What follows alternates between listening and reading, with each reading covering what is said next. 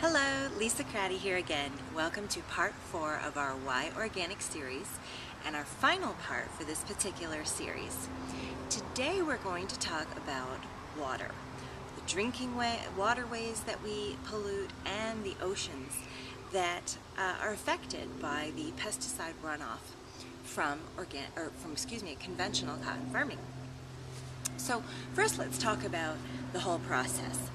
So cotton farms use a lot of water, a vast amount of water, and of course organic cotton farms use water too. There's no getting around that.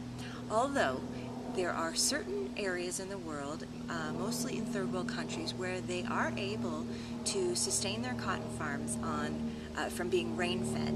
Now this is not possible in every organic cotton farm, but it is certainly going on around the world. And there's a study that came out in 2006 that tells that a lot of these third world countries are using rainwater to irrigate their farms. In any event, when you are using organic cotton farming, you're not using chemical pesticides and fertilizers. So therefore, when the farms are irrigated, the runoff that comes off of the watering of the crops doesn't have any chemicals in it, whereas in conventional cotton farming, the runoff is filled with the pesticides and fertilizers that have been put onto the crops. So what happens to this runoff? Well, it drains down and it oftentimes gets into the waterways. And for those people who get their water from groundwater, it's actually getting into their drinking water. And then the runoff continues on through the waterways and it makes its way down into the oceans.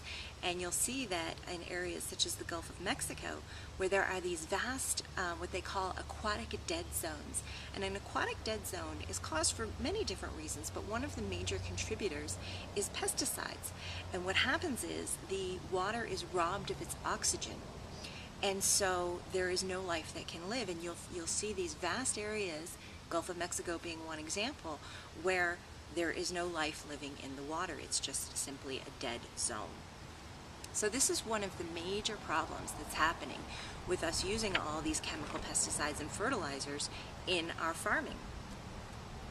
In organic farming, techniques are used and materials are used that help build the soil up, polluting little and encouraging the development of the soil. And they have natural pesticides and fertilizers. So they'll use manure, or they'll use different types of things that are not chemically oriented and dangerous for your health.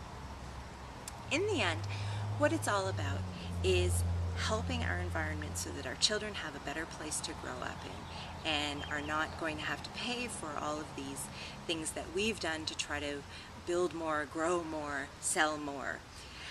And when you're farming or with an organic style of farming, you're giving back to the soil, to the resources of the planet.